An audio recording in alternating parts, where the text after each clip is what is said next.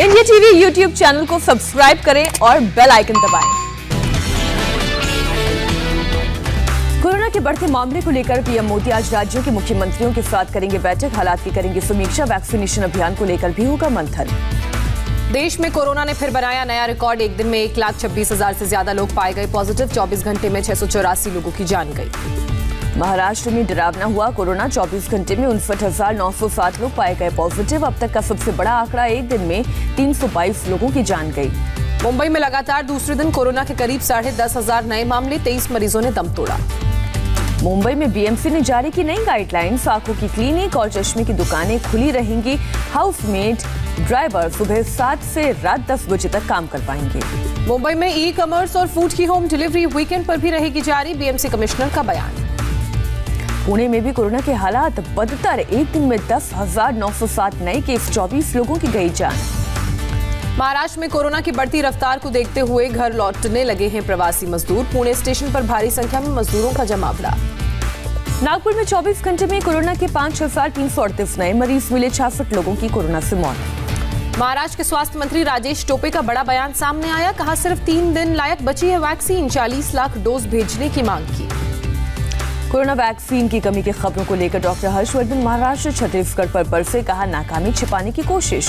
देश में वैक्सीनेशन बढ़ाने के लिए केंद्र सरकार का बड़ा फैसला। 45 साल से ज्यादा उम्र के लोगों को सरकारी और निजी दफ्तरों में भी लगेंगे टीके। दिल्ली में कोरोना के 5,506 नए मरीज मिले। 20 लोगों की गई जान। ओपीडी को लेकर दिल्ली एम्स की सफाई। कहा ओपीडी की ऑनलाइन सेवाएं जारी रहेंगी। यूपी में कोरोना के 6,023 नए केस सामने आए। प्रदेश में कुल 31,987 सक्रिय मरीज।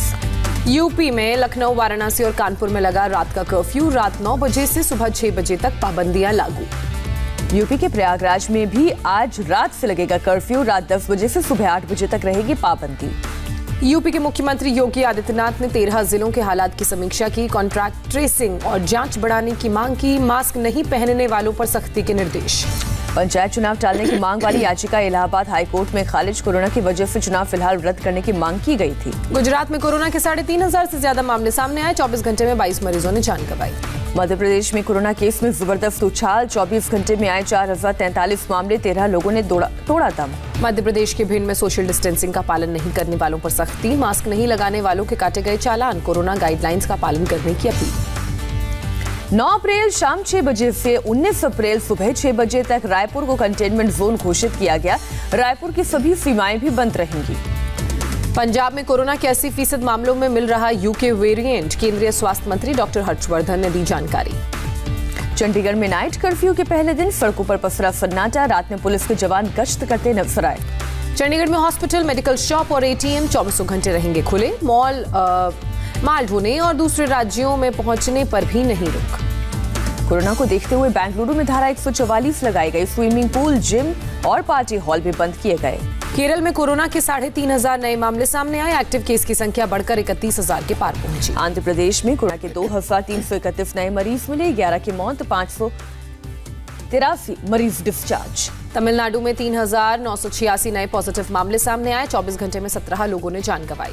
बिहार में कोरोना की दूसरी लहर की रफ्तार तेज। 24 घंटे में 1,527 नए मामले सामने आए। हरिद्वार में कोरोना जागरूकता अभियान के तहत सुरक्षा बलों ने बनाया ह्यूमन चेन। मास्क की आकृति दी। इंडिया बुक ऑफ रिकॉर्ड में हुआ दर्ज।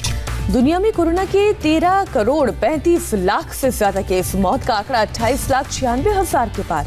टोक्यो ओलंपिक से पहले जापान में कोरोना संकट बढ़ा। ओसाका शहर में इमरजेंसी घोषित की गई। मेक्सिको में भारत की कोवैक्सीन दवा का होगा इमरजेंसी इस्तेमाल। वहां की सरकार ने मंजूरी दी। ओमान में आज से विदेशी लोगों की एंट्री पर रोक। केवल ओमान के नागरिक ही आ सकेंगे। महाराष्ट्र के पूर्व गृह मंत्री अनिल देशमुख की याचिका पर आज सुप्रीम कोर्ट में सुनवाई। बॉम्बे हाई कोर्ट के सीबीआई जांच के आदेश को दी है चुनौती। सचिन वाजे की एक चिट्ठी से सनसनीखेज खुलासा। चिट्ठी में दावा, अनिल देशमुख ने नौकरी में बनाए रहने के लिए 2 करोड़ मांगे थे। सचिन वाजे के वकील ने मीडिया के साथ चिट्ठी शेयर की। वाजे की कथित चिट्ठी में कहा गया पवार दोबारा नौकरी पर रखने के पक्ष में नहीं थे। वाजे के खत में अनिल देशमुख पर बड़ा आरोप। देशमुख ने शरद पवार को मनाने की बात कही थी। वाजे की चिट्ठी में मंत्री अनिल परब और डिप्टी सीएम अजीत पवार पर भी आरोप। लेटर में दावा, अनिल परब ने वाजे को 50 करोड़ लेकर एक जांच बंद करने को कहा था। आरोपों के बाद अनिल परब का बड़ा बयान सामने आया। कहा, हर तरह की जांच के लिए तैयार, लेकिन इस्तीफा नहीं दूंगा। अनिल परब ने कहा, बीजेपी को पहले से चिट्ठी के बारे में पता था, 2 दिन से मेरा इस्तीफा मांग रही थी। अनिल परब ने अपनी बेटियों की कसम खाकर कहा कि 50 करोड़ नहीं मांगे, मैं नार्को टेस्ट के लिए भी तैयार। देशमुख मामले में याचिकाकर्ता जयश्री पाटिल ने अपना बयान दर्ज कराया। सीबीआई ने आज पेशी के लिए भेजा था समन। एनआईए कोर्ट में मनसुख मर्डर के आरोपियों विनायक शिंदे और नरेश धारे की पेशी, दोनों को न्यायिक हिरासत में भेजा गया। मनसुख मांझा और एंटीलिया मामले में जांच के दायरे में encounter specialist Pradeep Sharma, NIA ने दोनों केस के दौरान शर्मा के मूवमेंट के लिए जानकारी। चुनाव आचार संहिता उल्लंघन मामले में घिरी ममता बनर्जी, अल्पसंख्यकों से वोट मांगने की अपील पर चुनाव आयोग ने भेजा नोटिस, 48 घंटे में मांगा जवाब। गृह मंत्री अमित शाह का ममता बनर्जी पर हमला, कहा ममता ने हिंदुओं को 2ym दर्जे का नागरिक बनाया, तुष्टीकरण की राजनीति का आरोप लगाया। अमित शाह ने जय श्री राम के नारे को बंगाल में परिवर्तन का नारा करार दिया, बोले 3 फेज के चुनाव में 65 से 68 सीटें जीतेंगे। हावड़ा और जगदीशपुर और डोमजोड़ में गृह मंत्री अमित शाह ने गुरुवार को किया रोड शो, पार्टी उम्मीदवार राजीव बनर्जी के लिए मांगी वोट। अमित शाह ने की जीत की भविष्यवाणी, कहा 2 मई दी गई 200 से ज्यादा सीटें जीतकर बनाएंगे अपनी सरकार। पश्चिम बंगाल के चुनावी रण में आज फिर उतरेंगे बीजेपी अध्यक्ष जेपी नड्डा, 3 जगह करेंगे रोड शो, दिनहाटा, अलीपुरद्वार और मेकलीगंज में करेंगे चुनाव प्रचार। यूपी के सीएम योगी आदित्यनाथ आज फिर टीएमसी के खिलाफ भरेंगे हुंकार, हुगली में 2 और हावड़ा में 1 रैली को करेंगे संबोधित। दिलीप घोष का दावा, हुगली की सभी विधानसभा सीटों को बड़े अंतर से जीतेगी बीजेपी, लोगों की भागीदारी है इसका प्रमाण। दिलीप घोष ने ममता पर हिंसक राजनीति का लगाया आरोप, बोले हिंसा से राजनीति और समाज को नुकसान हुआ। पश्चिम बंगाल में नहीं थम रहा हिंसा का दौर, कूच बिहार के सीतलकुची में दिलीप घोष के काफिले पर हुआ हमला। कैलाश विजयवर्गीय ने ममता सरकार पर तंज कसते हुए एक वीडियो सॉन्ग किया ट्वीट, लिखा 2 मई दी गई। वीडियो में रेप के जरिए किया गया टीएमसी का घेराव, पिछले 10 साल में ममता सरकार के कामकाज पर उठाए गए गंभीर सवाल। ममता ने किया बीजेपी का घेराव, बोली बंगाल पर कब्जे के लिए बीजेपी बाहर से लेकर आई लाखों गुंडे। केंद्रीय मंत्री रामदास आठवले का बयान, कहा केरल बंगाल में बीजेपी आगे चल रही है, पार्टी को रोकने के लिए हिंसा हो रही है। पीएम मोदी आज गुरु तेग बहादुर जी के 400वें प्रकाश पर्व को लेकर बनी हाई लेवल कमेटी की बैठक की करेंगे अध्यक्षता, गृह मंत्री अमित शाह भी होंगे शामिल, बैठक में पूरे साल के कार्यक्रमों को लेकर होगी चर्चा। पीएम मोदी की सेशल्स के राष्ट्रपति के साथ आज होगी high level meeting, video conferencing के जरिए सेशल्स में भारतीय परियोजनाओं का करेंगे उद्घाटन। प्रधानमंत्री मोदी ने छात्रों को परीक्षा पे चर्चा कार्यक्रम के दौरान दिए मंत्र, चर्चा में 10 लाख से ज्यादा छात्र रहे शामिल। पीएम मोदी ने कहा परीक्षा जीवन का आखिरी पड़ाव नहीं होता, छात्रों पर दबाव नहीं बनाना चाहिए।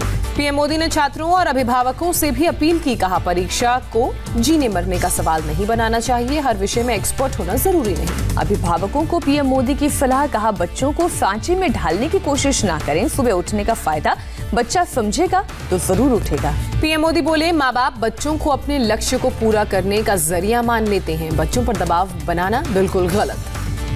भारत और चीन के बीच शुक्रवार को हो सकती है सैन्य कमांडर लेवल की बातचीत, पूर्वी लद्दाख में टकराव वाली बाकी जगह से सैनिकों के पीछे हटने को लेकर हो सकती है बात। जम्मू कश्मीर के शोपियां में पुलिस और सीआरपीएफ के नाके पर आतंकवादियों की फायरिंग, कोई हताहत नहीं। 5 अप्रैल को एलओसी पार करने वाले एक युवक को वापस पाकिस्तान भेजा गया, भारत ने मानवीय आधार पर भेजा। यूपी पंचायत चुनावों में समाजवादी पार्टी को झटका, मुलायम सिंह यादव की भतीजी संध्या यादव को बीजेपी ने मैनपुरी के वार्ड नंबर 18 से बनाया अपना उम्मीदवार। यूपी के जौनपुर में फेमिना मिस इंडिया की रनर अप रही दीक्षा सिंह ने पंचायत चुनाव के लिए किया नामांकन, गांव के पिछड़ेपन को दूर करने का किया वादा। यूपी के प्रतापगढ़ में डीएम के घर के बाहर हंगामा, बीजेपी विधायक अभय कुमार वोटर लिस्ट में गड़बड़ी को लेकर दे रहे थे धरना, एसपी पर लगाया मारपीट का आरोप। हरियाणा के सिरसा में किसानों का हंगामा, नगर परिषद चुनाव को लेकर विधायक गोपाल कांडा की मौजूदगी के खिलाफ की नारेबाजी, पुलिस के साथ झड़प हुई। गुरुग्राम में महिला से गहनों से भरा बैग छीनकर बदमाश फरार, पुलिस सीसीटीवी के आधार पर बदमाश की तलाश में जुटी, महिला के मुताबिक बैग में करीब 10 लाख के गहने। हरियाणा के गुरुग्राम में हार्डवेयर दुकान में लगी आग, फायर ब्रिगेड की टीम ने आग पर पाया काबू, हादसे में कोई घायल नहीं। मुंबई से सटे ठाणे में चलती कार में लगी भीषण आग, बाल बाल बचे कार सवार। मुंबई के कुर्ला में स्क्रैप गोदाम में लगी भयानक आग, फायर ब्रिगेड की टीम ने आग पर काबू पाया। यूपी के नोएडा में रेवेन्यू अधिकारी की पत्नी ने खाया जहर, अस्पताल में इलाज जारी, पुलिस ने रेवेन्यू अधिकारी और उसके परिवार को हिरासत में लिया। हैदराबाद में अप्रैल में ही बढ़ी गर्मी, तापमान 40 डिग्री के पार पहुंचा, लोगों की बढ़ी परेशानी। म्यांमार में सेना के खिलाफ संग्राम जारी, शान राज्य के एक शहर में जबरदस्त हिंसा, प्रदर्शनकारियों पर दागे गए आंसू गैस के गोले। पाकिस्तान ने बैसाखी के लिए 1100 भारतीय सिख श्रद्धालुओं को वीजा दिया। 12 से 22 अप्रैल तक होगा सेलिब्रेशन। पाकिस्तान के कराची में ताकतवर सिलेंडर का धमाका, 3 लोगों की मौत, 9 घायल, दुकानों के उड़े परखच्चे। उत्तर कोरिया के supreme leader Kim Jong Un ने माना सबसे बुरे हालात से गुजर रहा है देश, जमीनी स्तर पर काम करने के दिए निर्देश।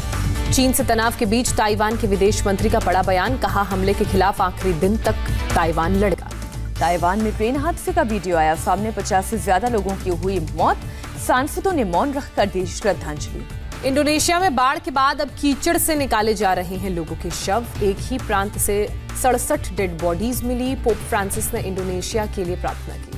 नॉर्वे में समुद्र में फंसे जहाज से क्रू मेंबर्स को निकालने की कोशिश जारी, तूफान की वजह से समुद्र में फंसा है जहाज। थाईलैंड में एक सुपरमार्केट में घुसा छिपकली की तरह दिखने वाला विशालकाय जीव। बैंकॉक के लिम्फिनी पार्क और थाईलैंड के दूसरे इलाकों में आसानी से दिखता है ऐसा जीव। कैबिनेट बैठक में PLI को लेकर बड़ा फैसला, मैन्युफैक्चरिंग के जरिए इकोनॉमी को फायदा पहुंचाने की कोशिश।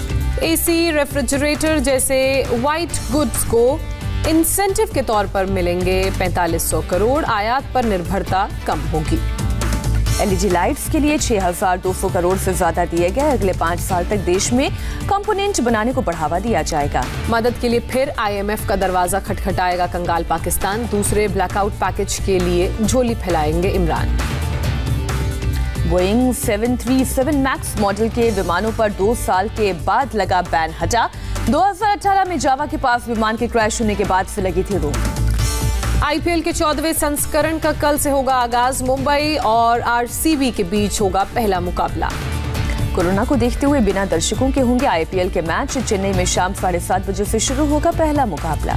10 अप्रैल को चेन्नई सुपर किंग्स के खिलाफ मुकाबले के लिए ऋषभ पंत उत्साहित, कहा धोनी से इतने सालों में जो भी सीखा उसका मैच में उनके खिलाफ करूंगा इस्तेमाल। कोरोना के बढ़ते मामले के बीच भारत में होने वाले T20 वर्ल्ड कप के आयोजन पर ICC का बयान, कहा हमारे पास बैकअप प्लान।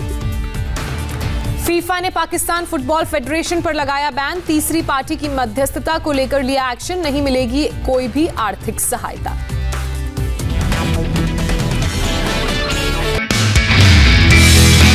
नमस्ते, मैं हूं मीनाक्षी जोशी। वीडियो और खबरों से अपडेट रहने के लिए India TV YouTube channel subscribe करें, बेल आइकन दबाना ना भूलें। जुड़े रहें इंडिया टीवी के साथ।